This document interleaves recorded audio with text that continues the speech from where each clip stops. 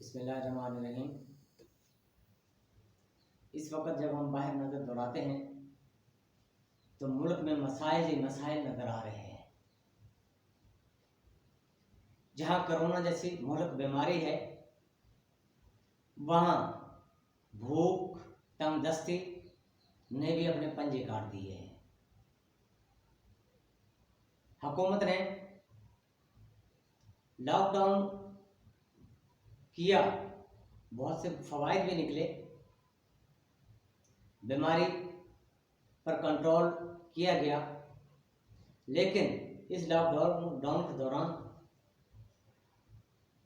लोग कारोबार से हाथ धो बैठे, लोग मजदूरी से हाथ धो बैठे, लोग बहुत से बेरोजगार हो गए, बल्कि पूरा पाकिस्तान ही एक किस्म का बेरोजगार हो गया।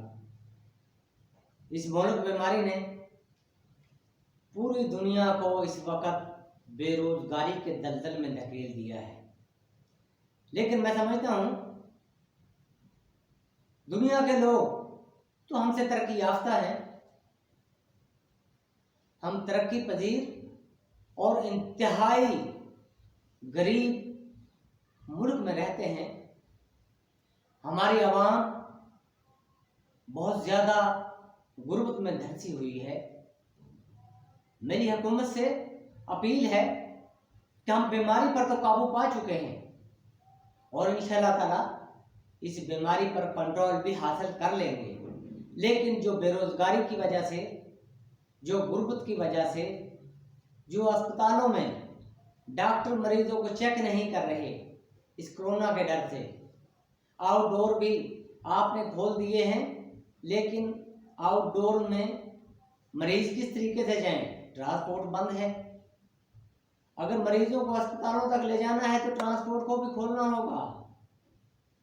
अगर आप मुल्क को गुर्बत से बचाना चाहते हैं, आवाम को इज्तिमाई खुदकशी से बचाना चाहते हैं, तो आपको रोजगार भी खोलना होगा, लेकिन आप सेफ्टी मेजर का ख्याल रखें, कारोबार करें,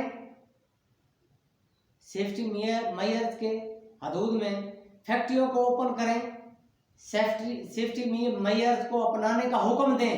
जो फैक्ट्री मालिक मजदूरों की सेहत का ख्याल ना रखे तो उस फैक्ट्री को सील करने के बजाय उस फैक्ट्री पर हुकूमत काबज हो जाए। जो कारोबारी तबकात के लोग, जो ताजर लोग अपने मजदूरों का ख्याल न रखें, मैं ये कहता हूं कि हुकूमत को उनके कारोबार पर कब्जा कर लेना चाहिए। आप खान साहब, आपसे इल्तिमास है कि आप आज 14 तारीख है, लॉकडाउन के बहुत से दिन गुजर चुके हैं, आवाम भूख से तंग आ गई है। आपके जो ये पैकेज के तमाशे हैं, जो इमदाद दे रहे हैं, दे तो रहे हैं, लेकिन वहां लोगों का जगमट्टा का इकट्ठा हो जाता है। वहां लोग एक दूसरे से जुड़ जाते हैं, खवातीन एक दूसरे के ऊपर गिर रही होती हैं। और पिछले दिनों मैंने सुना है मुल्तान में खातून बेचारे की डेथ हो गई थी। इतना इकट्ठ हो गया था, क्या वहां कोरोना नहीं लग सकता? आप भी अपने जो आपके अफसराने आला उबाला जो आवाम के पैसों से तनख्वाहें लेते हैं, वो आवाम की सेहत का भी ख्याल रखें।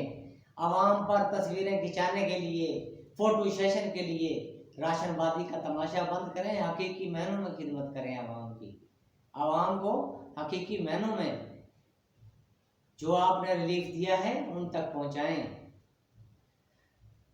मैं आपकी एक तवज्जो जिला कसूर के एक रोड है चुनिया खुड़िया बाईपास, उसकी तरफ भी दिलाना चाहता हूँ।